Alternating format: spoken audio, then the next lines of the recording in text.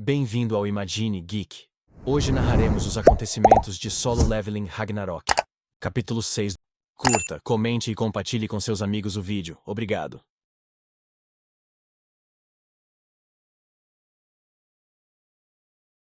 No capítulo anterior, Surro sussurrou uma palavra que parecia gravada em seu sangue. Ergam-se. Ao comando, sombras se contorceram e surgiram dos cadáveres de goblins espalhados pela rua destruída. Enquanto o ar se tornava espesso com uma energia sinistra, acompanhada por ecos tênues de risadas distorcidas de goblins. 3 goblins das sombras emergiram, suas formas envoltas em escuridão fervente. Eles ficaram diante de Surro, silenciosos, de olhos ocos, prontos para servir seu novo mestre. Ele os observou atentamente, notando seus movimentos lentos e presença enfraquecida. Beru, rápido para explicar, disse que sombras recém-extraídas eram frequentemente mais fracas do que eram em vida, com tamanho reduzido e poder diminuído. Era simplesmente a natureza das invocações frescas. Surro assentiu lentamente, absorvendo a informação, mas franziu a testa ao notar outra limitação. O sistema indicava que suas invocações desapareceriam após um único dia. Ele apontou isso com um toque de frustração, o que gerou uma reação surpresa de Beru. O Rei Formiga não esperava essa omissão e logo percebeu que Surro não possuía a habilidade de armazenamento de sombras, uma habilidade crucial que permitia que as sombras existissem além do limite de 24 horas. Com um traço de decepção na voz, Beru o tranquilizou, dizendo que a habilidade viria eventualmente, conforme ele ficasse mais forte. Por ora, teria que se virar com suas limitações. Surro agradeceu pela explicação com um aceno e um obrigado discreto pela orientação constante de Beru. Mas outro problema começava a incomodá-lo.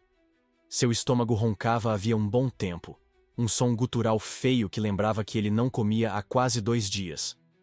O custo físico da sobrevivência começava a pesar, e encontrar comida tornou-se sua próxima prioridade. Ele perguntou a Beru como poderiam sair dali, e a invocação respondeu que a chave da masmorra das sombras lhes dava a habilidade de sair a qualquer momento. Sem perder tempo, Surro ativou a chave e, em instantes, estavam de volta ao hospital. Dentro da cafeteria vazia, ele foi direto para a comida, devorando toda a comida que podia. Mesmo a refeição mais simples, parecia a melhor do mundo, depois de tudo o que havia enfrentado. Beru, observando de uma curta distância, olhou calmamente seu jovem mestre cerrar o punho e começar a delinear suas próximas tarefas. A primeira missão já estava clara: proteger a Terra da invasão de monstros do espaço.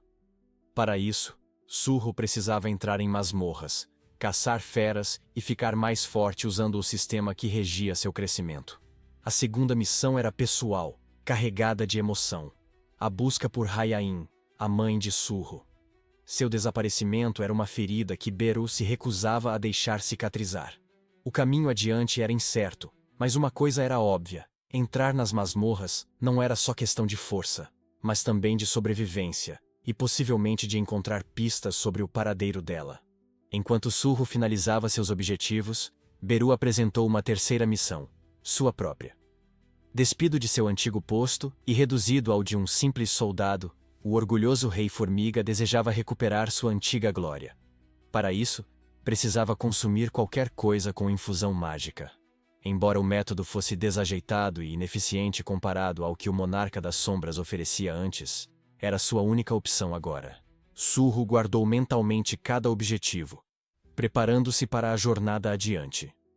Mas antes que pudessem começar, Beru o lembrou de um passo básico.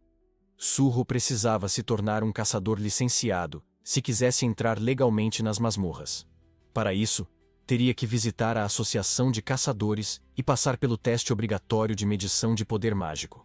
Surro concordou sem hesitar, curioso sobre o rank que o sistema lhe atribuiria como um despertado. No entanto, a empolgação se dissipou no momento em que o funcionário da associação o recebeu com um resultado desanimador. Seu poder mágico foi medido na faixa dos 40 baixos, e ele foi oficialmente classificado como caçador de rank E. As palavras doeram. A decepção se alojou fundo em seu peito quando saiu do prédio insatisfeito com o resultado. Beru, sempre observador, tentou consolá-lo, explicando que os ranks dos caçadores eram determinados principalmente pelos níveis de magia. Como Surro havia investido seus pontos iniciais em força bruta, era natural que sua estatística mágica ficasse para trás. Mas apesar da lógica, Surro pouco se consolou.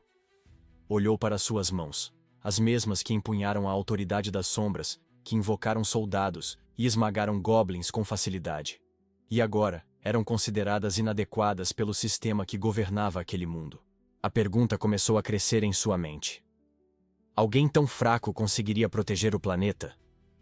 Beru, ainda leal ao seu lado, o lembrou que o sistema não era fixo. Ele ainda podia subir de nível, aumentar suas estatísticas e se fortalecer como caçador. Mas, mesmo assim, a realidade impunha outro desafio. Caçadores de rank baixo raramente eram aceitos em equipes de incursão. Quando o desespero começava a se aproximar, Surro se lembrou da estrutura das invasões em masmorras. Equipes eram divididas em funções específicas. A equipe de ataque enfrentava os monstros diretamente. A equipe de carga recolhia os cadáveres, e a equipe de mineração cavava em busca de materiais. Dessas funções, apenas os de elite eram escolhidos para o combate. O resto aceitava caçadores de rank baixo sem hesitação. Essa realização abriu um caminho estreito, mas essencial para Surro. Apesar de ser um E-Ranker, agora tinha uma forma válida de entrar nas masmorras. No dia seguinte, movido por uma nova determinação, Surro entrou em sua primeira masmorra como um despertado oficial. Desta vez, não fazia parte de um grupo de combate. Entrou para a equipe de mineração. O trabalho era intenso e implacável, exigindo esforço físico bruto em vez de habilidade de combate.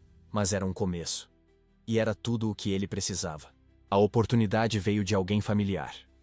Lin Do-gyun, o assistente de ensino da Universidade de Artes da Coreia. Surro ficou grato, sabendo que Lin era o único outro despertado que ele conhecia pessoalmente. E trabalhar com um veterano lhe dava uma sensação de segurança. Mas Lin carregava seu próprio fardo. Depois de apresentar Surro à equipe de mineração, ele abaixou a cabeça e pediu desculpas em silêncio, admitindo a culpa que o perseguia desde o incidente da quebra da masmorra. Como o único despertado presente na ocasião, ele havia fugido, abandonando os outros por medo. A memória o assombrava, e ele esperava ser julgado por isso. Mas Surro, calmo e firme, simplesmente disse para ele levantar a cabeça. Com voz decidida, lembrou Lin que a sobrevivência era a prioridade. Como despertados de rank E, não havia vergonha em recuar de uma batalha impossível. Surro o assegurou de que ele havia feito a escolha certa naquele dia.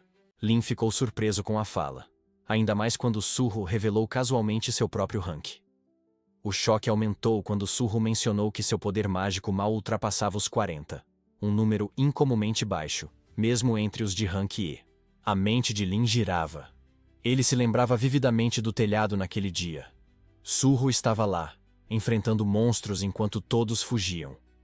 Aquela imagem não batia com alguém de mana tão fraca.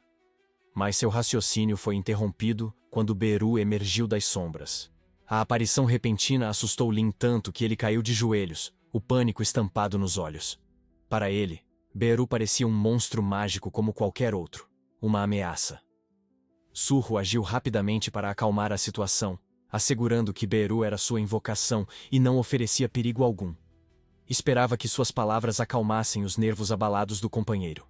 Mas Lin, ainda tremendo, lutava para aceitar. Enquanto isso, o olhar de Surro se desviava para o túnel sombrio que se estendia pelas profundezas da masmorra. Ecos abafados da batalha da equipe de ataque ressoavam pelos corredores de pedra. Ele observava em silêncio, o peso do desconhecido se estendendo à sua frente. Dentro da masmorra, a equipe de ataque avançava cautelosamente, os sentidos aguçados enquanto caçavam monstros. Até então, apenas feras mágicas do tipo lobo haviam aparecido esporadicamente, oferecendo pouco valor. Mesmo assim, os caçadores persistiam, vasculhando cada canto escuro em busca de algo valioso. Foi quando um deles chamou a atenção do grupo, apontando para um caminho lateral recém-descoberto. Com curiosidade renovada, seguiram a trilha até encontrarem uma ruína colossal, escondida nas profundezas da masmorra. Sua estrutura imponente se erguia acima deles, lançando uma sombra ameaçadora que gelava o ar. A tensão aumentou conforme os caçadores escaneavam instintivamente a área em busca de ameaças. Seus olhos logo se voltaram para uma espada solitária cravada no chão, no centro das ruínas. Ela pulsava com uma aura de mistério e poder bruto, atraindo todos os olhares. A equipe se aproximou com cautela. A admiração se misturava com a ganância, enquanto especulavam sobre o valor do artefato. Vozes incrédulas surgiram. Será que haviam encontrado um verdadeiro tesouro? Incapaz de resistir, um dos caçadores, Kim Yong-jun, avançou com a intenção clara de reivindicar a arma. O líder da equipe logo o alertou, lembrando dos perigos e armadilhas muitas vezes ligados a esse tipo de descoberta. Mas Kim ignorou e agarrou o cabo sem hesitação. À medida que começou a puxar a arma, o ambiente mudou violentamente. O ar ficou denso, a luz diminuiu, e, em um instante, a ruína se transformou numa caverna vermelha sangue. Da escuridão que avançava, olhos perfurantes emergiram, seus olhares odiosos, sufocando o espaço com uma onda de malícia.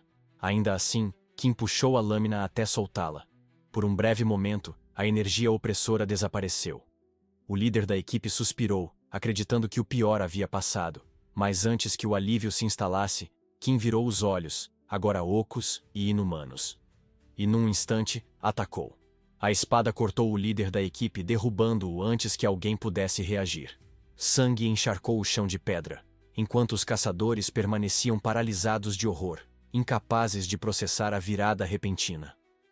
O corpo de Kim se retorceu e mudou, assumindo uma forma selvagem e predatória. Sua voz, agora distorcida com um rugido bestial, ecoou pela câmara.